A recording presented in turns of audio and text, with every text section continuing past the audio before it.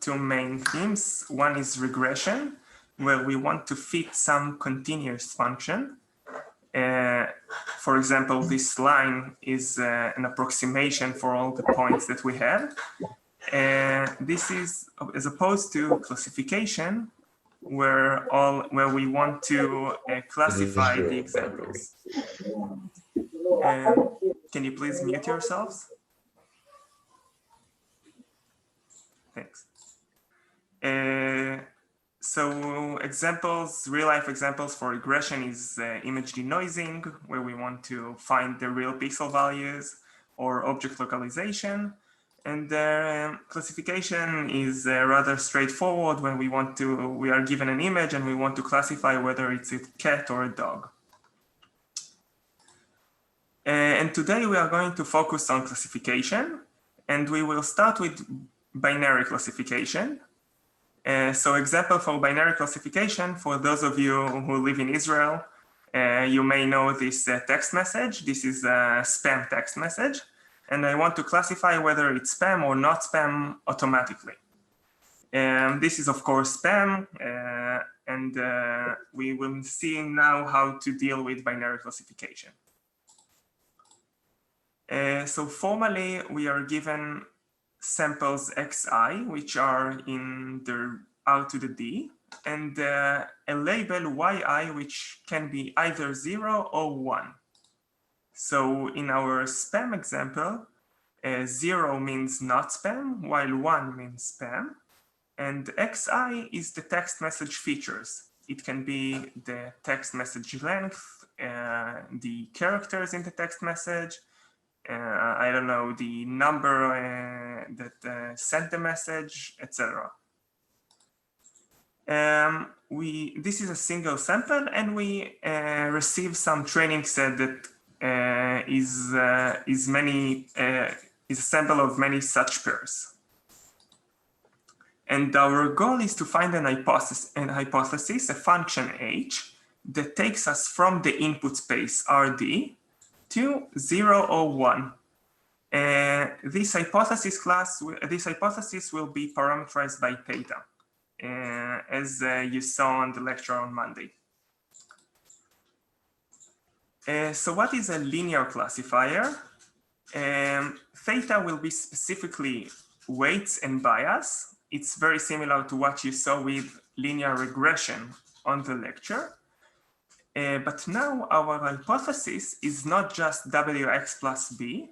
We use the indicator function to say whether Wx plus b is larger than half. Then we classify it as spam, 1.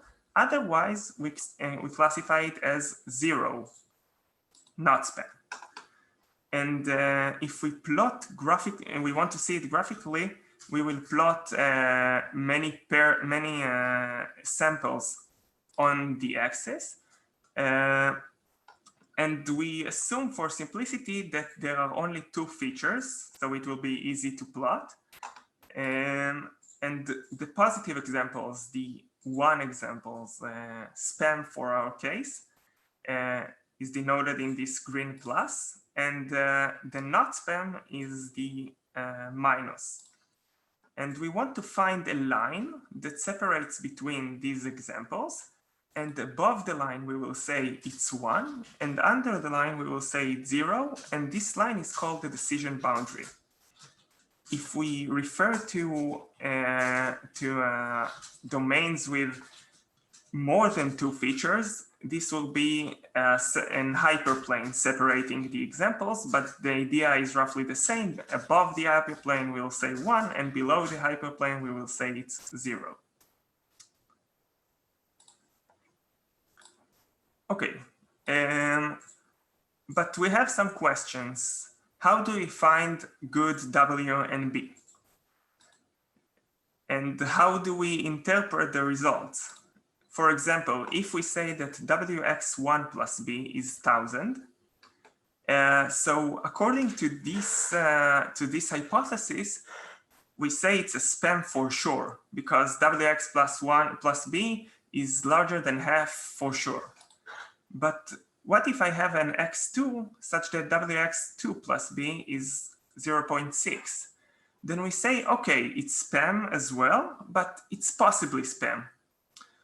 But what I say now is mostly intuitive. These are two examples that one of them is very close to the decision boundary and one of them is very far from the decision boundary.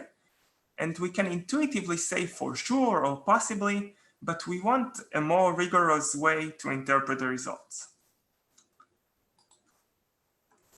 This is why we introduce logistic regression, which is called regression, but it's actually classification, and we will stand on why is it called regression when we finish reviewing the logistic regression.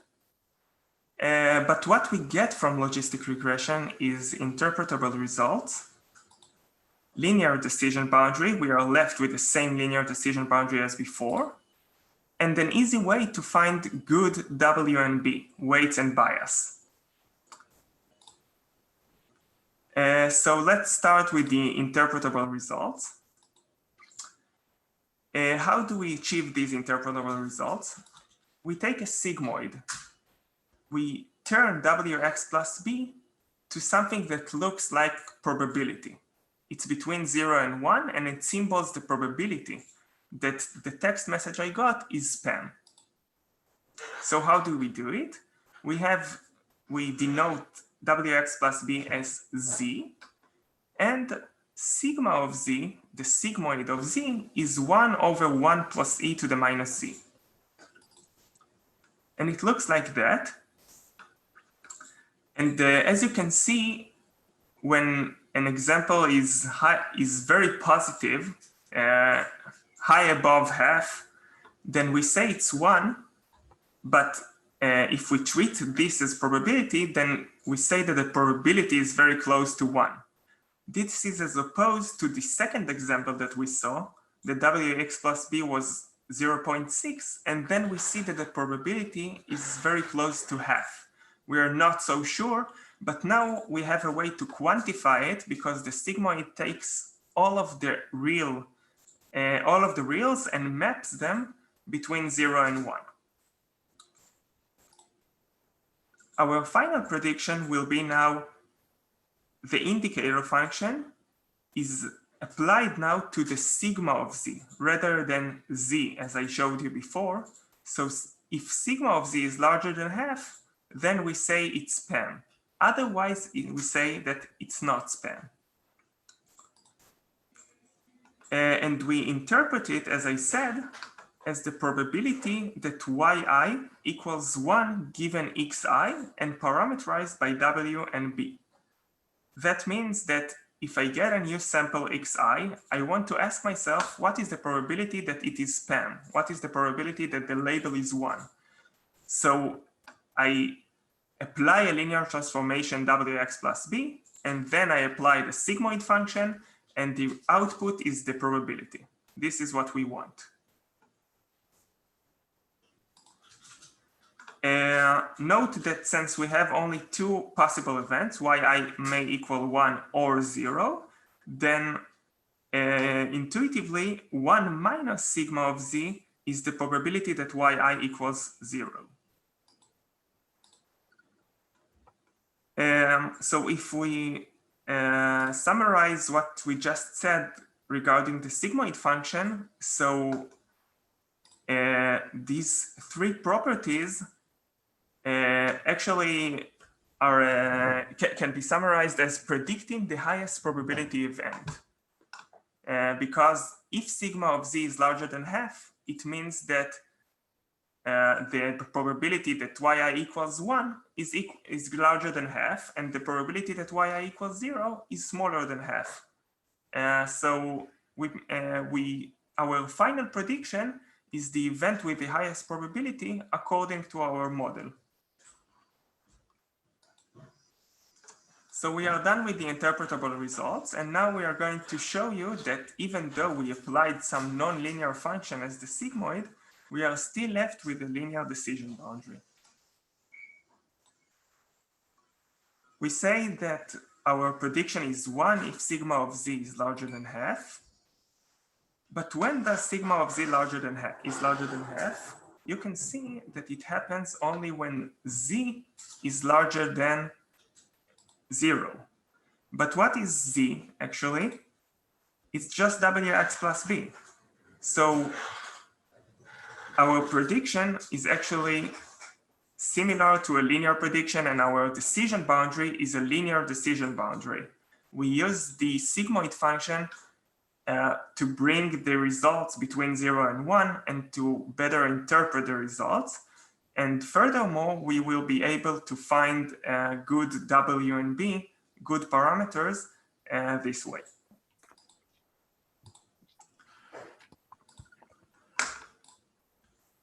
So now we are going to get to how to find W and B. So we have a few steps, and you saw them also with Asaf on Monday.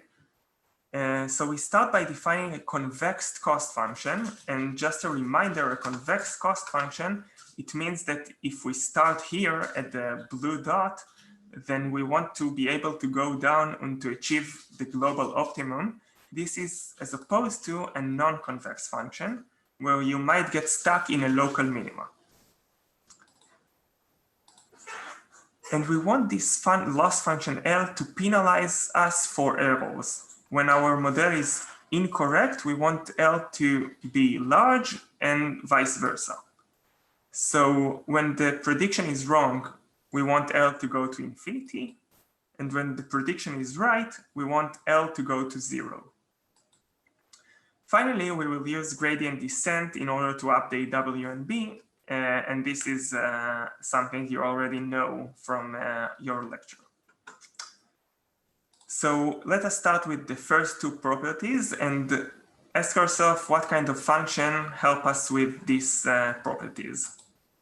And such function is called the cross-entropy loss.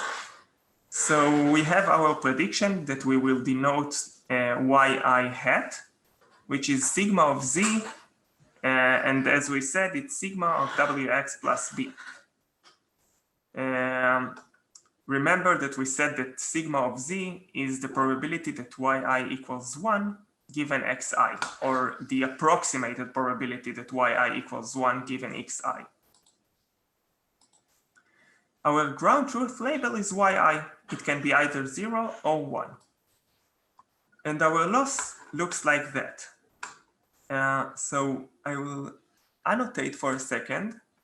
And you can see that if yi equals 1, for example, then the second term cancels out. And we are only left with the first term. When this is 1, and see what happens if our prediction is close to 0. It means that we are dead wrong, and the all loss goes to infinity. Otherwise, if our prediction is right and yi goes to 1, then we will have a loss which is very close to 0.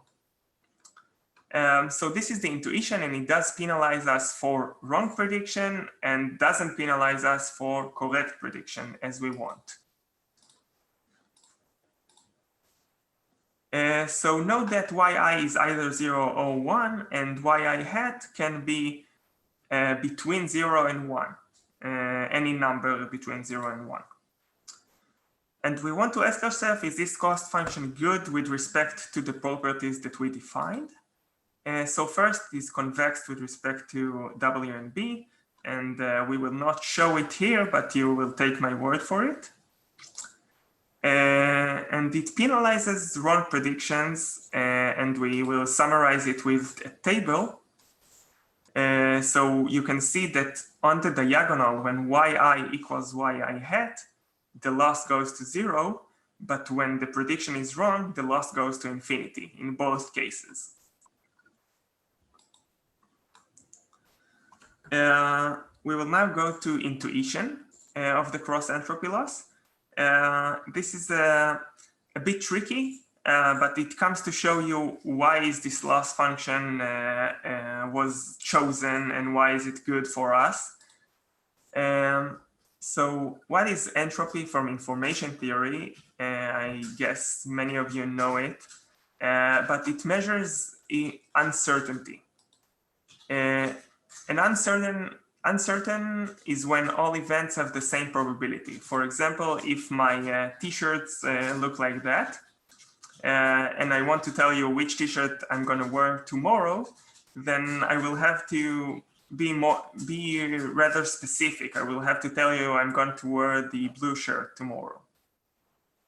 But something certain is when only one event is possible, when I want to, for example, tell you which clothes Mark Zuckerberg is going to wear. So this is entropy. And formally, it is defined as minus the sum over all the possible events, probability of the event times the log of the probability of the event. And the log of the probability actually symbols the number of bits that will be required to represent such an event. So this entropy is the expected number of bits. You see, it looks like expectation. So it's the expected number of bits that are required in order to represent an event. If I want to represent the event of Mark Zuckerberg wearing a gray shirt, I need no bits. You will know it for sure. So this is entropy. And what is cross-entropy? It's when you only have Q of X, an approximation of P of X. We don't have the actual probability distribution. We only have some approximation that we think may be good and maybe not good.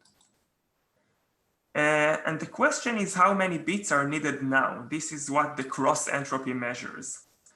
This is minimal when P equals Q. And formally, it is defined as, now it's the expectation, but we use P of X here, and the log, the number of bits, is defined by Q of X, because I don't know the actual distribution P of X. I only have some approximation.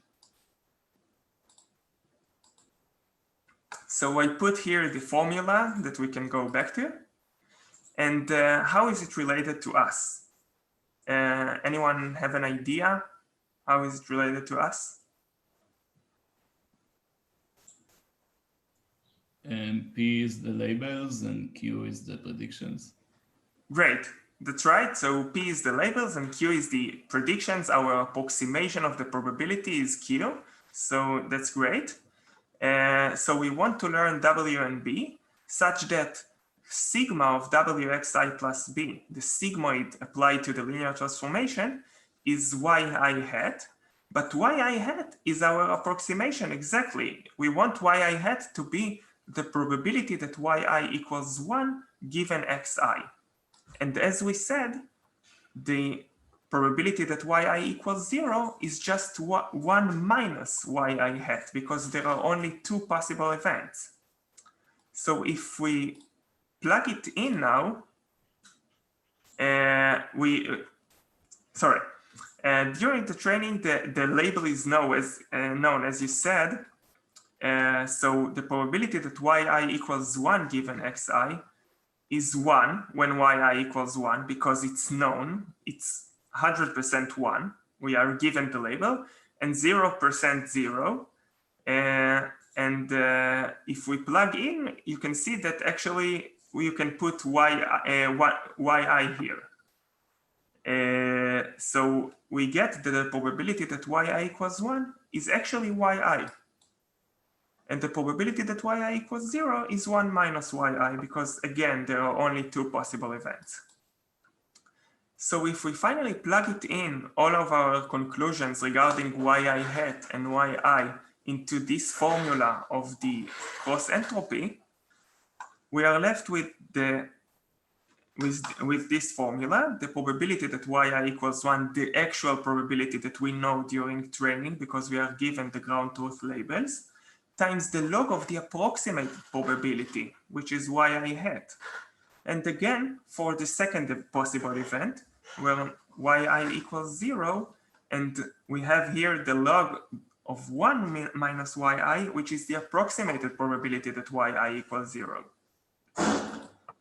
And we plug in this conclusion, and we are left exactly with the loss. So I hope this gives you a bit of intuition regarding why cross-entropy loss represents well our task and what we want to do.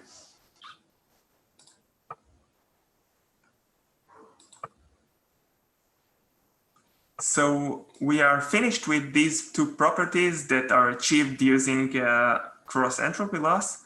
And now we are going to discuss gradient descent. And it's the same as you saw already on Monday, but the update rules will be a bit different. So we will discuss them.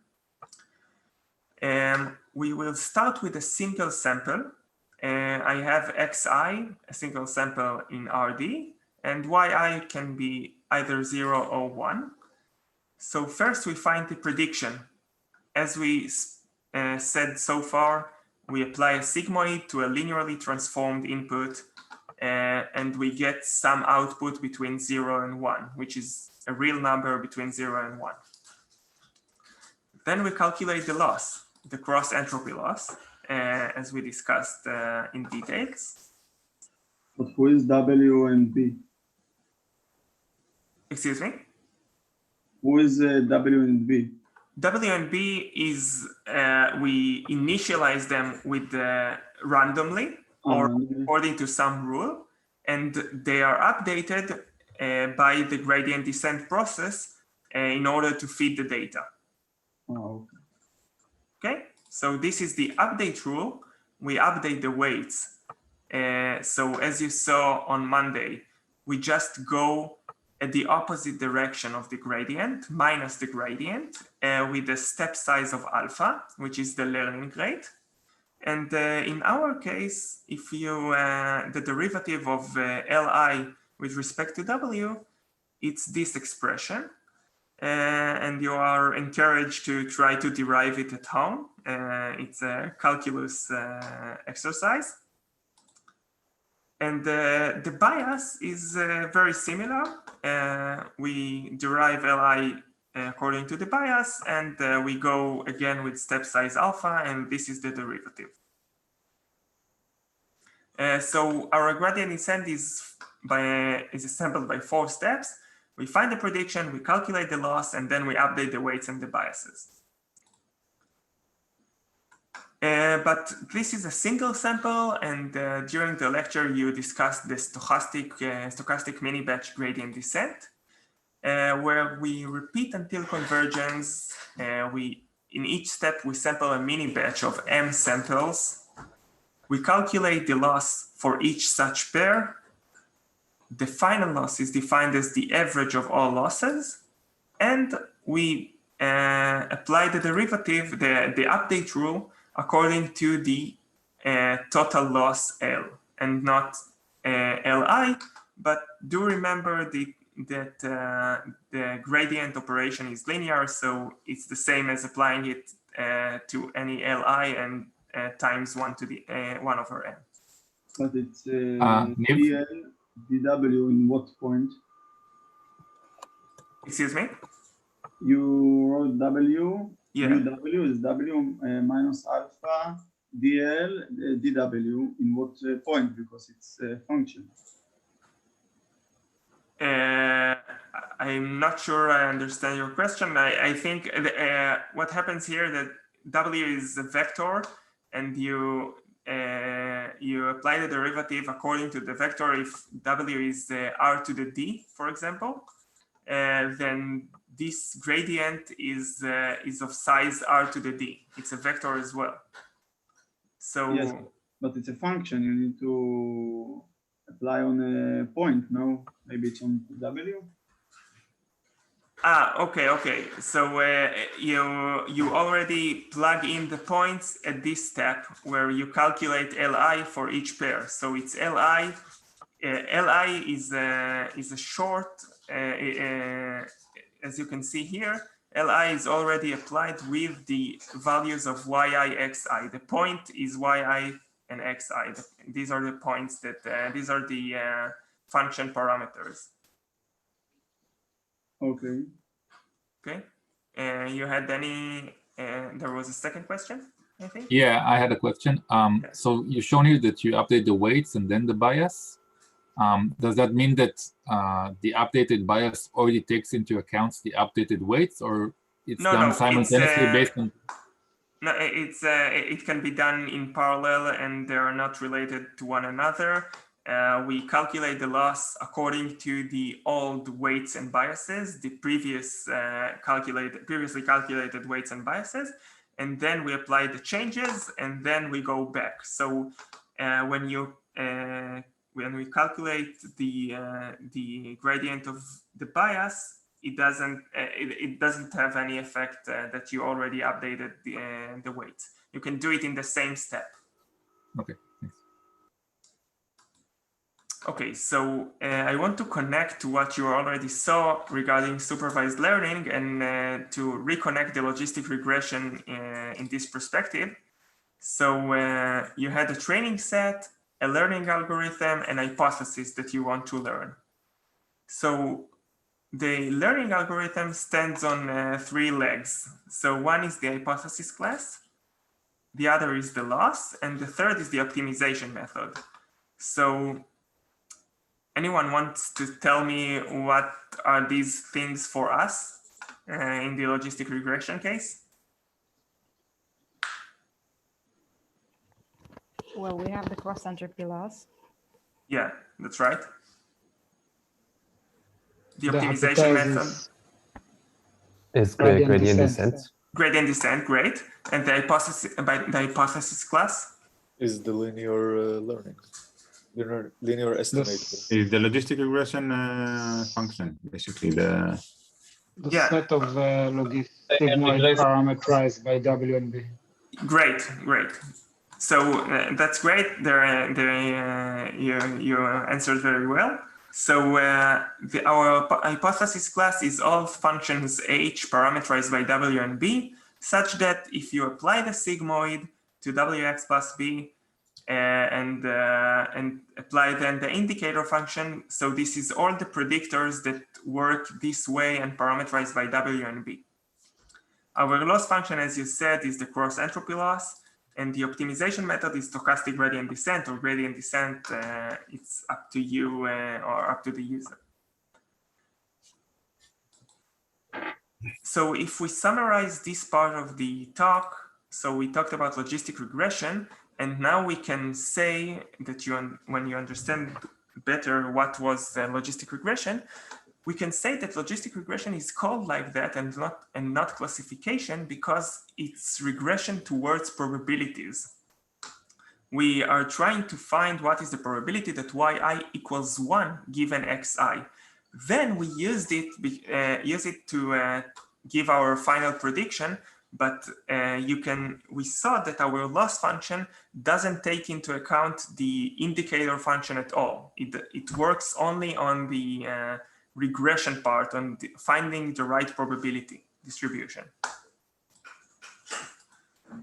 So this algorithm works for binary classifications when we have only 2 classes. We start with the linear transformation, as you saw on the linear regression case, Wx plus B, but now we apply a non-linearity, sigmoid, for interpretable, looking like probability output. Then we predict the highest probability event. We predict 1 if our outcome is larger than half, otherwise we predict 0. The learning process is assembled from the loss, the cross-entropy loss, which is convex and penalizes for mistakes, and a gradient descent to update the weights and biases through the learning process. And now we're going to go to multi-class classification, where we start again with 2 classes, but now we have a twist. We have a 3rd class. So we now cannot use the logistic regression because we have more than 2 classes. And if we go back to our spam example, so it's like I had a spam and not spam and a maybe, and a 3rd class, which I call maybe. It's still spam, but now we have 3 classes. So formally it is defined as C classes we still have samples xi in R to the d, but now yi can be any number between 0 to c minus 1, integer between 0 and c minus 1 that symbols the class. We are coding the classes with numbers. For example, if xi is the text message features as before, now yi can be 0 not spam, 1 spam, and 2 maybe. We have three options now. Training set is the same, is just a set of pairs that we use to learn. And our hypothesis now takes us from the input space of R to the D to an output space between 0 and c minus 1. So this is parameterized by theta again, and we will now see the softmax classifier, which we will use in order to solve this multi-class classification task. Okay, so the softmax classifier is just, it's important to say it's just generalizing the logistic regression. It takes us from the binary case to the multi-class case. So it may look different, you may try to find the differences, but they are roughly the same. And we will just explain how to generalize from the logistic regression to the softmax classifier. So again, we begin with the linear transformation. Again, we apply a non-linearity to transform Z to a probability distribution, Y hat. And finally, we pick the event with the highest probability. What are the differences? Logistic regression, we had W, which was a vector, and B, which was a scalar. But in softmax classifier, we have an output, which is a C-dimensional vector. So we have W, which is now a matrix, and B, which is now a vector. And the output is C-dimensional Z. And the jth place in the vector Z is the jth class core. It means that if I am trying to classify whether something is spam or not spam, and I get a vector Z, which is 100, 0, 0, I know that not spam, the first class is the correct answer, is the predicted answer. And we will see an example for that in a minute. The non-linearity that we apply, first we apply the sigmoid, the logistic function, and now we are going to apply the softmax function, and it will do the same thing. It will transform Z to a probability distribution. And our final prediction, what we had before with the logistic regression was when Y hat was larger than half, then we said 1, otherwise we said 0. Now we have many classes, so we will just take the maximum location over the vectors of probabilities Y hat. The learning process remains the same. We will have the cross-entropy loss and stochastic gradient descent.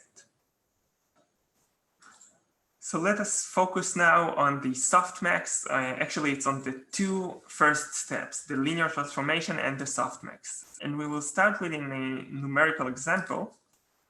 So I have a text message xi, text features xi, and I want to classify whether it's not spam 0, spam 1, or maybe 2. This is my features vector, and this is W and B. We first apply a linear transformation to acquire Z, an output vector. Then we take e to the power of Z. It's a bit of abusing a bit the notation, but we have here a vector that each entry is transformed such that if I had a 5 here, now I have e to the 5. Then f of z, the softmax function. The softmax function is these two steps. I will annotate them so you will see. This is the softmax function. We start with e to the power of z, and then we normalized by the summation of all entries in this vector. So note that that now this vector sums to 1, and we will see it. I wrote down the numbers. So I have the first entry is 0.02, the second is 0.93, and the third is 0.05. And it means that our prediction yi hat is 2% not spam, 93% spam, and 5% maybe. And note again that yi hat sums up to 1 because it's a probability distribution. And the jth location in yi hat is the predicted probability that the correct class is J, that the chosen class is J. Here, it seems like our model is very sure that this text message is spam.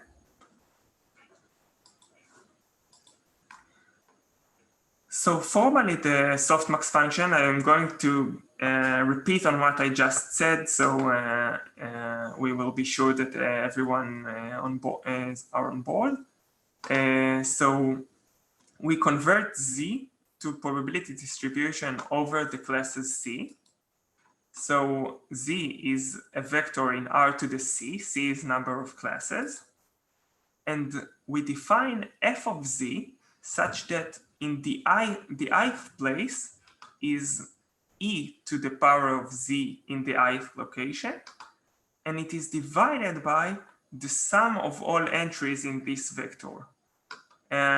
We saw it in the example, so don't be afraid of the powers here and the sums.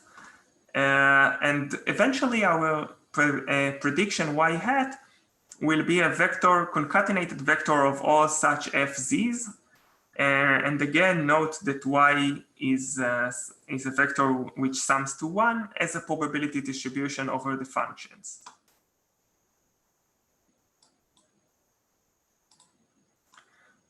So we discussed the softmax, and it was just a generalization of the logistic regression. And it converted Z to a probability distribution. And now we are going to go back for a bit for the cross-entropy loss. So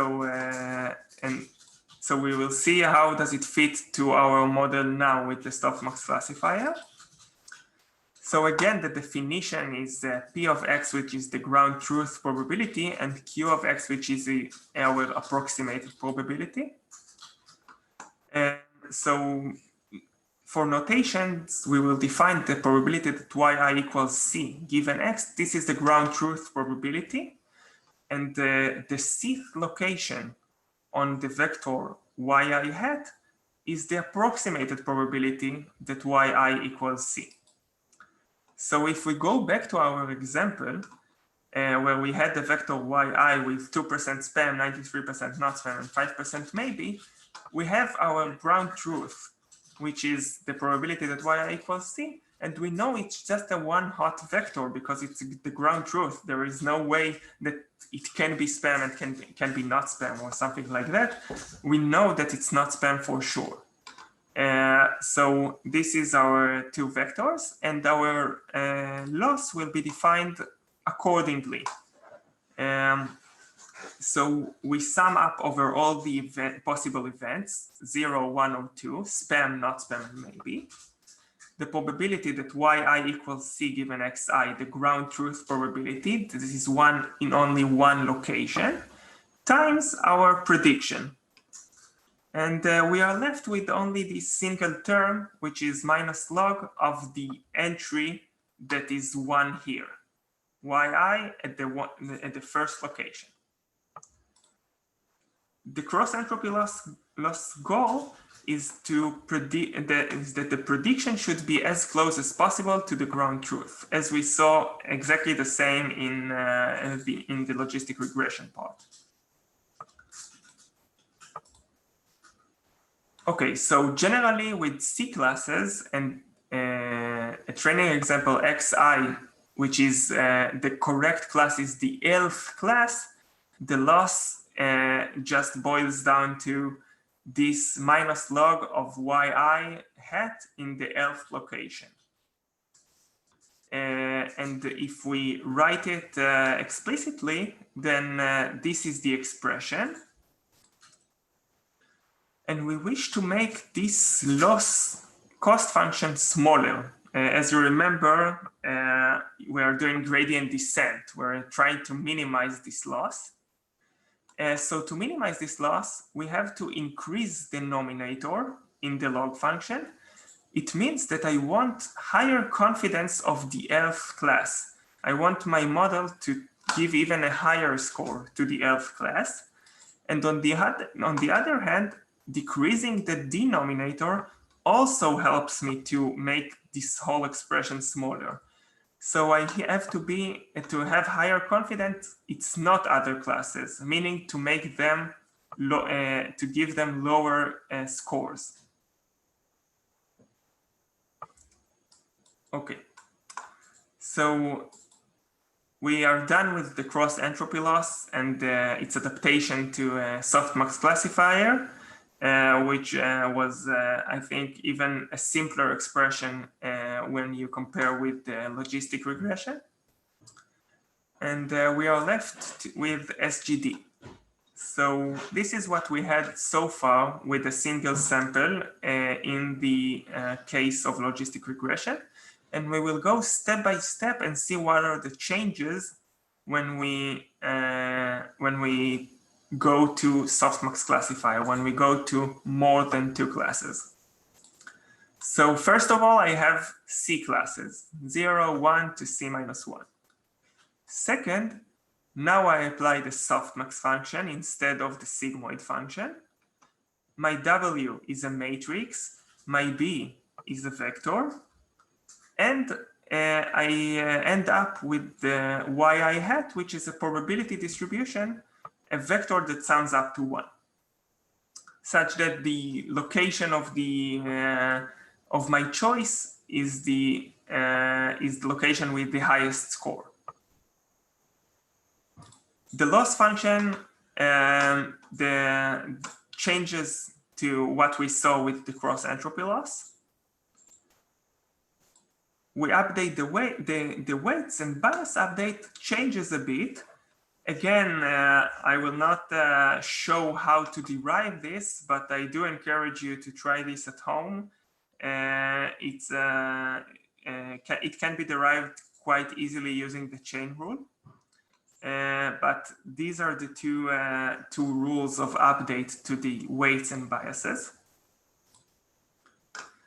And again, if we want to go back to what you saw in the lecture and the 3-legged learning algorithms, so anyone wants to tell me what we have now with the softmax classifier?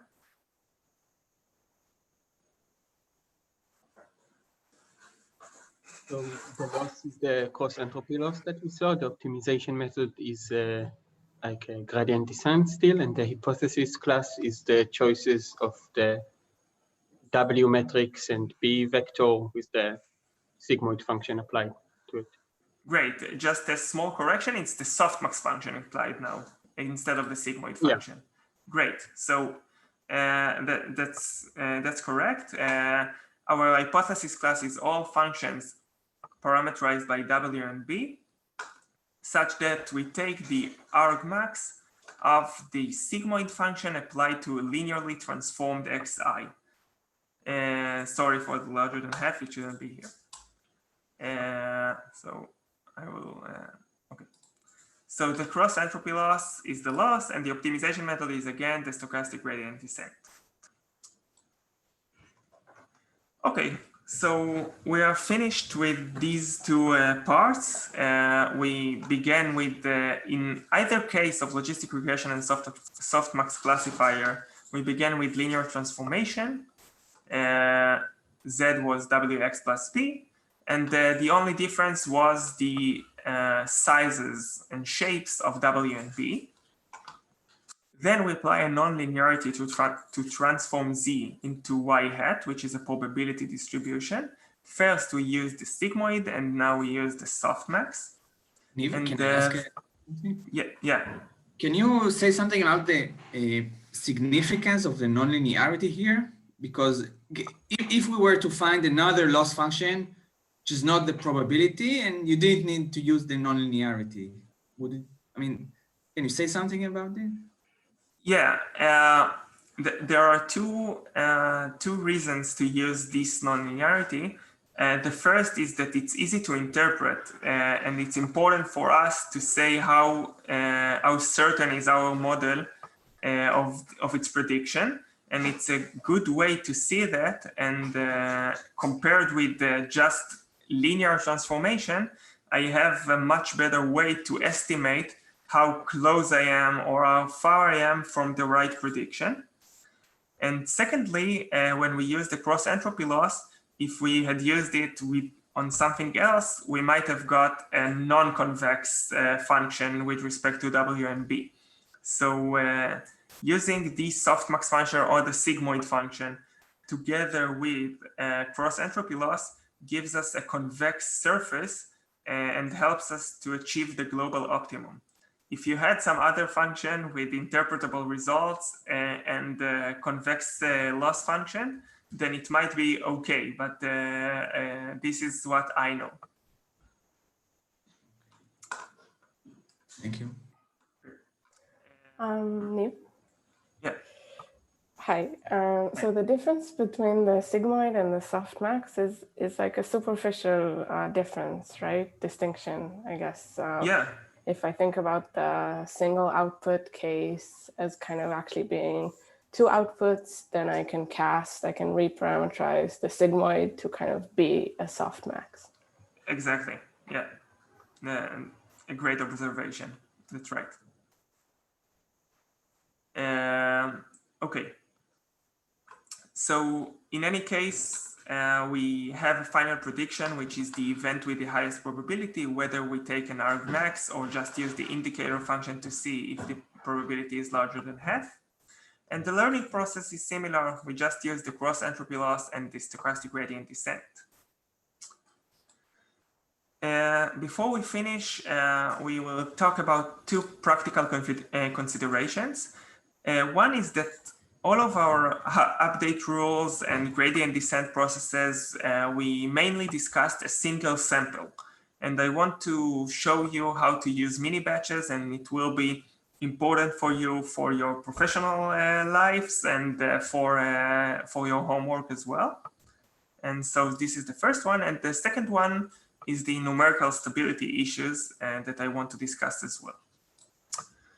So if you remember, we discussed a bit about the stochastic mini-batch gradient descent, and we sort of showed it as a sequential process where you calculate Li for each pair, then you average and do this process and repeat itself.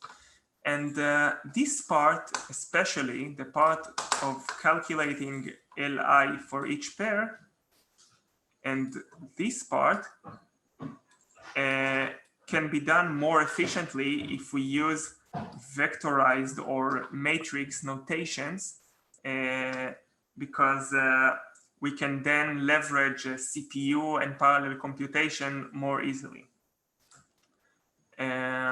So let me just erase the annotate. Okay.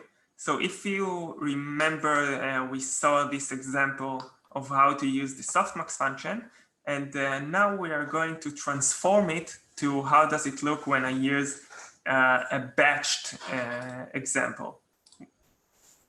So let's assume that I have now two pairs of examples, x1, 0 and x2, 1, and I want to calculate in parallel in one matrix multiplication, both of them.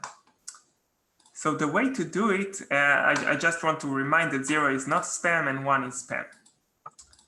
The way to do it is we create a matrix such that each row is actually the sample, the sample features. Then I take this matrix, multiply it by W and add B. Note that there is a bit of abuse notations here because B is added to each row separately.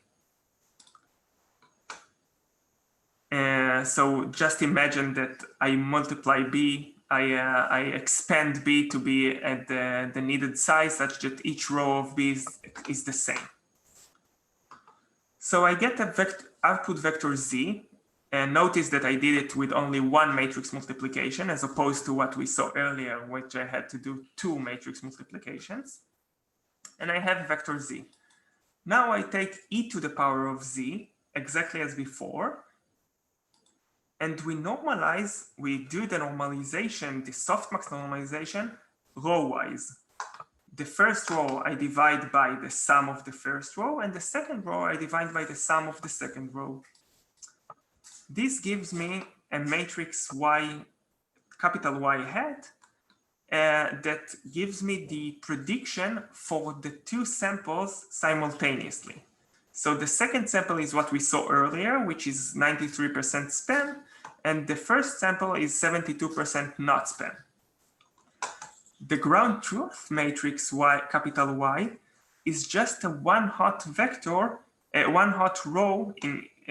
Each row is a one-hot vector, such that the non-zero location is the correct class location. So here is 0, the first one is 0 here, and the second one is 1. Okay?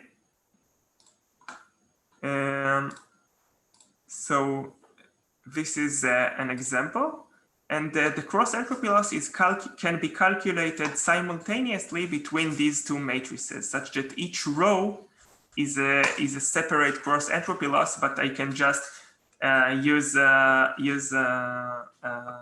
matrix operation instead of just vector operations. And formally, we define X by concatenating the samples Xi. And we define Y, which is the ground truth labels matrix. As we saw, each row in Y is a one-hot vector. And just a reminder, W is a matrix and B is a vector. And our output, our linearly transformed output Z is just the matrix multiplication as we saw. X is multiplied by W transposed, and B is added to each row.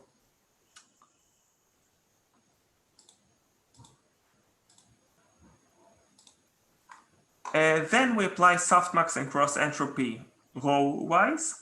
The rows should not be mixed with one another because each row is a separate sample, and I don't want to normalize according to other rows. I want each row to sum up to 1 because each row is a probability distribution of itself. And the loss is just 1/m times the sigma of Li. And a quick reminder, the weights update when a single sample is involved looks like that in the softmax case. And when we use a mini batch, we can use the matrix form of Y hat and Y and X. So it looks like that, and it's faster and easier to calculate. And I encourage you, and you should similarly derive the cross-entropy law, the cross-entropy loss rule for the bias. You will need this in your homework. Okay, the second thing I wanted to talk about was numerical stability, and then we will be finished. So first, in the softmax function, e to the power of z can be extremely large, larger than the computer can represent. And the second thing is the cross-entropy loss. Y hat can be possibly very close to 0, and then log of y hat can go to -infinity, something that, again, the computer does not represent well. There are many possible solutions, and you will have to deal with them in your homework assignment. But there are many solutions available online, or you can think of something yourself. It's rather straightforward. So that's it. If anyone has any questions, you are very welcome to ask.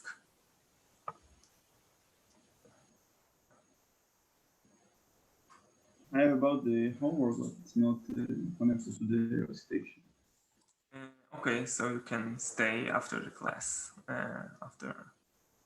If anyone else has any questions regarding the tutorial, so.